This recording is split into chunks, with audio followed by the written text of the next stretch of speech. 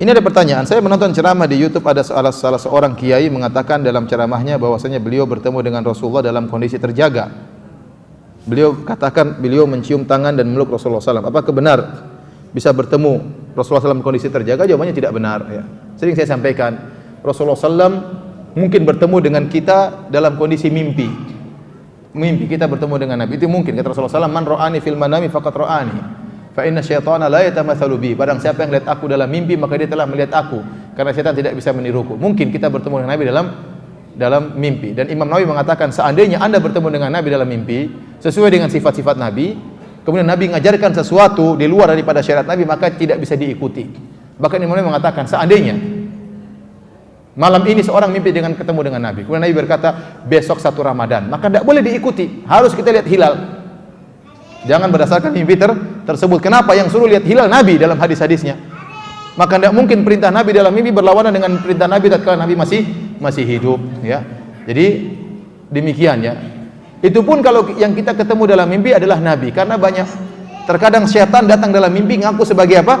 Nabi, ternyata bukan Nabi. Dan ini saya pernah ketemu dengan orang yang mimpi dengan ketemu Nabi. Bilang saya ketemu dengan Nabi. Terus gimana Nabi yang kau lihat? Nabi bersinar wajahnya. Ada jenggotnya enggak, dagunya bersinar. Oh, itu bukan Nabi, kata saya. Dagunya bersinar. Kalau Nabi jenggotnya apa? Lebat. Berarti bukan Nabi yang kau lihat. Ya. Ada yang bertemu dengan Nabi. Bagaimana ciri-ciri Nabi? Nabi wajahnya bersahaja, kemudian rambutnya putih, jenggotnya putih. Itu bukan Nabi, karena Nabi ubannya cuma 20 helai.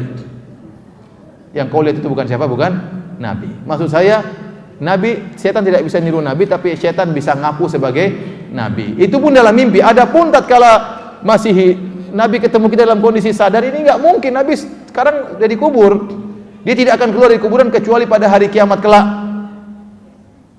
Makanya waktu Rasulullah SAW sebutkan tatkala di padang mahsyar, Rasulullah SAW menanti umatnya di haud, di telaganya. Tahu-tahu ada orang yang mau ke telaga Nabi, diusir. Kata Nabi, ya Allah, mereka adalah orang yang saya kenal. Kata Allah Subhanahu wa taala, innaka la tadri ma ahdatsu ba'da. Kau tidak tahu apa yang mereka lakukan setelah engkau pergi. Nabi tidak tahu. Kalau Nabi bisa keluar ketemu orang jalan-jalan, ya pasti Nabi tahu kondisi. Oh, sekarang 2016 ada pengajian di Masjid Angkatan Laut. Nabi tahu. Ada ini, ada ibu-ibu pengajian. Rasulullah SAW tidak tahu. Makanya kata Allah, kau tidak tahu apa yang mereka lakukan setelah kau meninggal dunia.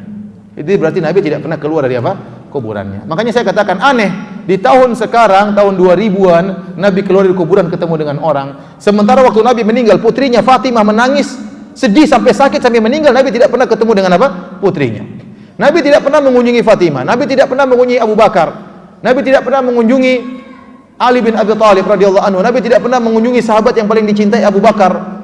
Umar bin Khattab tidak pernah. Nabi tidak pernah ketemu dengan tabi'in. Nabi tidak pernah ketemu dengan cucunya Ali Hasan dan Husain. Nabi tidak pernah ketemu dengan cicitnya Ali bin Zainal Abidin. Tidak pernah. Terus datang tahun 2000 ketemu dengan ente. Apa kelebihannya ente?